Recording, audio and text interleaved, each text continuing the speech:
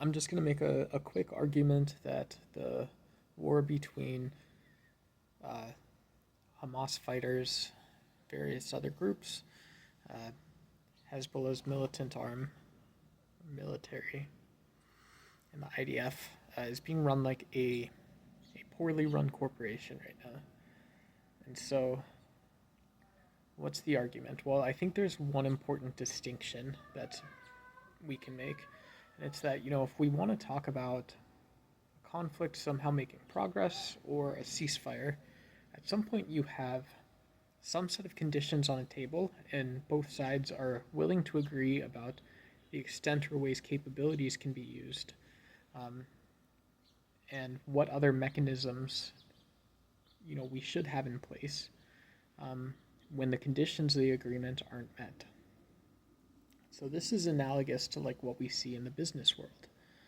And you can look at large corporations, large businesses, and everyone's always got this thing to say about like, well, the climate right now or the stock market is bare.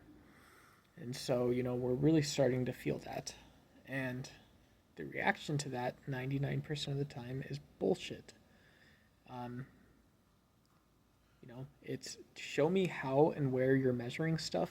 Show me, tell me more about why some macro market condition or something that's happening within your sector is impacting your business. What is it that you haven't done or that you need to do or that you will do in the future, right? That's how like an MBA would chop that up if they were making a business case. But the reality is when you ask like, have these things happened?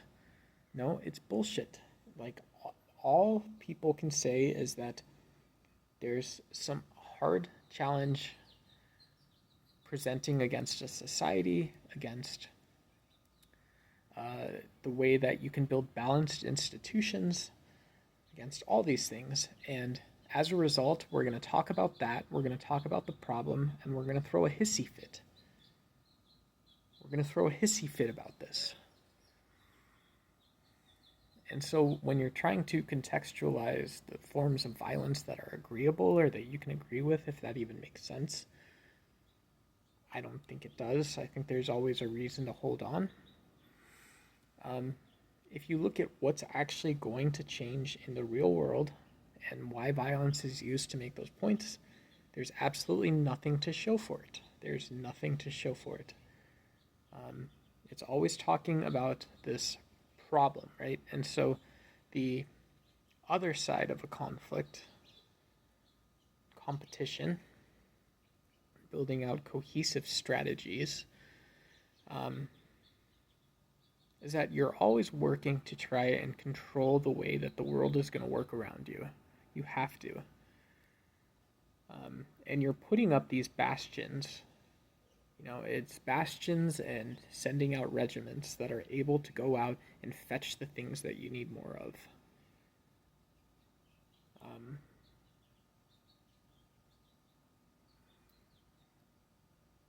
So if you want the corollary, and I think this is staying objective, look at the United States and how we maintain economic and military supremacy. The thing that we do is always building, these aspects of culture which are baked into corporate mechanisms. They're baked into the way we relate to the political world. And if we're being totally honest, the reason that works is because they're baked into our psychology and biologically what a large portion of our preferences are like. And that's the same anywhere. Um, we make it so not only now can you go to work and get a wage, but now it's a more fair wage. We make it so not only can you go to work and get a fair wage, but you also get a retirement benefits package. Now, not only do you get this retirement benefits package, there's entire other markets in Web3 and crypto and wherever else. So you get everything and then more and then more and then more, so that you can keep building stuff that there's more of. So when people talk about, the future or something, and I probably have to go deal with this now, to some extent, probably to a large extent. But when people are making excuses for things and when it's difficult to understand, it's usually because it's difficult to understand and people are not addressing the fundamental problem. The fundamental problem. And so, what I always don't get is someone who's maybe a little more academic about a lot of the conflict and warfare stuff. I don't like doing it. Um, I wouldn't want to I wouldn't want to participate in it or build strategy for it or anything like that.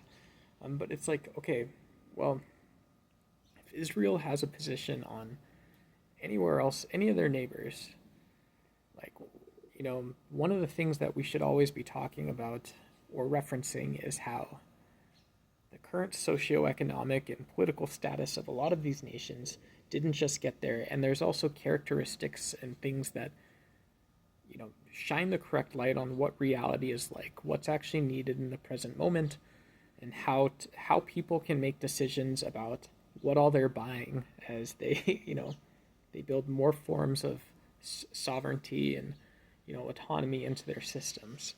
Um, things that people actually want, right?